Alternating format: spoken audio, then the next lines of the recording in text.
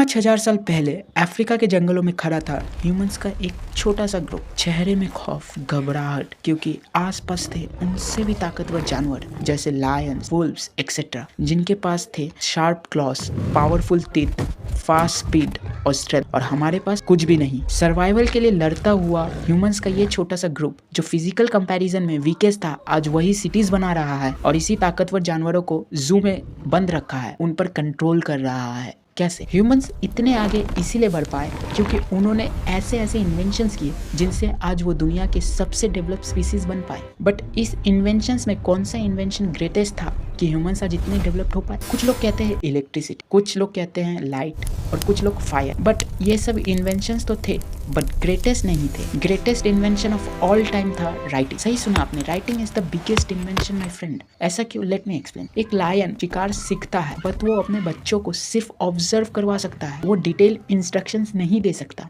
और वो 200 साल पुरानी टेक्निक्स भी यूज नहीं कर सकता। पर हम ह्यूमंस डेड बॉडी के आइडियाज को भी यूज कर सकते हैं। साइंटिस्ट भी ये मानते हैं कि हम ह्यूमंस की सबसे बड़ी ताकत मसल्स नहीं थी या स्ट्रेंथ नहीं थी, हमारी सबसे बड़ी ताकत थी हमारी कलेक्टिव मेमोरी। सही सुना आप, कलेक्टिव मेमोरी। हम अपने मेमोरी को फिजिकल फॉर्म में रख सकते हैं। कैसे? राइटिंग की मदद से। राइटिंग बना ह्यूमंस का एक्सटर्नल हार्ड। इस राइटिंग का जन्म कैसे हुआ था? कुछ लोग सोचते होंगे पोएट्री के लिए, कुछ लोग सोचते हैं लव लेटर्स के लिए। पर अगर मैं आपसे कहूं कि राइटिंग का जन्म हुआ था बियर और ग्रेन्स का लेन देन का हिसाब रखने के लिए। सही सुना आप, 3400 BC का समय, मेसोपोटामिया जो आज का इराक, वहां के लोग मिट्टी के टैबलेट्स पर सिंबल्स ड्रॉ करते थे बुक कीपिंग और टैक्स रिकॉर्ड करने के लिए। इस राइटिंग को कहा जाता था क्यूनिफॉर्म। और इसी तरह ह्यूमंस बायोलॉजिकल स्पीशीज से टेक्नोलॉजिकल स्पीशीज में बदले। सोचो अगर कल से राइटिंग डिसअपियर हो जाए, no books, no internet, no social media, no records, तो विद इन 2-3 जनरेशंस में साइंस कोलैप्स हो जाएगा, hospital collapse, engineering collapse, because knowledge stack होता है और राइटिंग ने स्टैकिंग पॉसिबल की। इजिप्ट में इजिप्शियन हायरोग्राफीज 3000 ईयर्स तक यूज हुए। एक सिविलाइजेशन ने अपनी आइडेंटिटी को 3000 साल तक प्रिजर्व कर पाया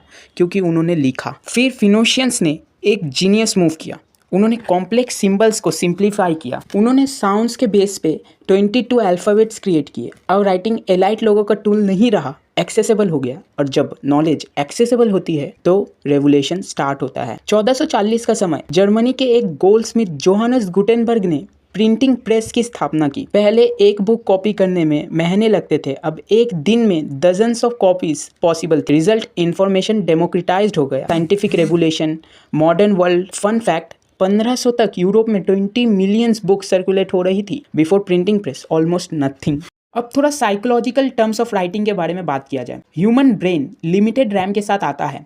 कॉग्निटिव साइंटिस्ट भी बोलते हैं वर्किंग मेमोरी एक्सट्रीमली लिमिटेड होती है, इसीलिए जब हम लिखते हैं, ब्रेन अनलोड करते हैं, राइटिंग बन जाती है थिंकिंग टूल। बिकॉज आप जो सोचते हो राइटिंग के मदद से आपके दिमाग के बाहर वो स्टोर होता है, आप कुछ और सोचने के लिए रेडी होते हो।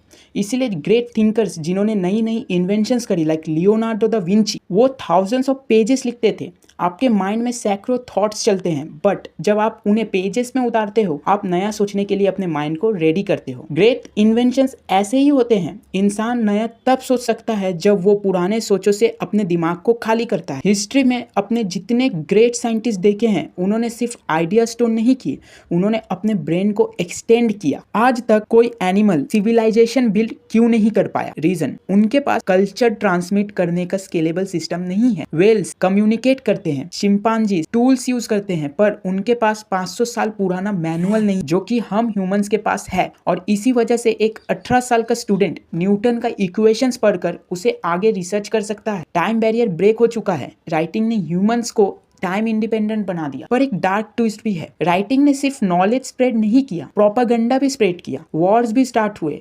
आइडियोलॉजीज भी इमोर्टल हुई। सो राइटिंग न्यूट्रल है, डिपेंड करता है हु कंट्रोल्स इट। इसीलिए इंफॉर्मेशन पावरफुल भी है और डेंजरस। अब तुम सोचो, जब भी तुम कोई एक बुक पढ़ते हो या इंटरनेट में सोशल मीडिया स्क्रॉल करते हुए कोई भी न्यूज देखते हो या स्टोरीज पढ़ते हो, वो शायद किसी और कॉन्टिनेंट का हो या 100 साल पुराने मरे हुए एक आदमी का लिखा बुक हो। तुम उस आदमी के मेंटल स्टेट के साथ ट्यूनिंग कर रहे हो। इसे टेलीपैथी कहते हैं। तुम 100 साल पुराने मरे हुए आदमी से बात कर रहे हो through the book. Interesting right? जैसे हिटलर का लिखा गया बुक या कोई भी ऐसे आदमी का लिखा गया बुक जब तुम पढ़ते हो तो तुम उनके मेंटल स्टेट से बात कर रहे होते हो। वो जो भी कुछ लिखते हैं अबाउट फैक्ट, हिस्ट्री, कुछ भी, वो अपने नजरिए से लिखते हैं, तो तुम उनका नजरिया भी पढ़ते हो। हम बहुत समय इस चीज को अवॉइड कर देते हैं, but it's a very interesting thing कि टेलीपैथी कर रहे हो कि 100 साल पुराने मरे हुए आदमी का थॉट आप पढ़ रहे हो और वो थॉट कहीं ना कहीं आपके माइंड को भी इफेक्ट कर रहा है। इस राइटिंग की वजह से आज देखिए आपके सामने सब कुछ है, एआई, कोडिंग, इंटरनेट, ये सब इस राइटिंग की बदौलत ही है। ये सब राइटिंग का एक्सटेंडेड वर्जन है और आज आपके सामने जो भी हो रहा है, जो कुछ भी हो रहा है, वो सब राइटिंग से कहीं ना कहीं प्रभावित है, क्योंकि आपके आइडियोलॉजीज, आपके फादर की आइडियोलॉजीज, उनके ग्रैंडफादर की आइडियोलॉजीज कहीं ना कहीं किसी और इंसान से प्रभावित है। तो अगली बार अगर कभी कोई बुक पढ़ो तो सोचो कि मैं उस इंसान के नजरिए को पढ़ रहा हूँ, ना कि सिर्फ स्टोरी पढ़ रहा हूँ। ओके, तो थैंक्स फॉर दिस वीडियो। आपने इतने दूर तक इस वीडियो को देखा, थैंक्स फॉर वॉचिंग। अगर आपको वीडियो पसंद है तो वीडियो को सब्सक्राइब कर लीजिएगा,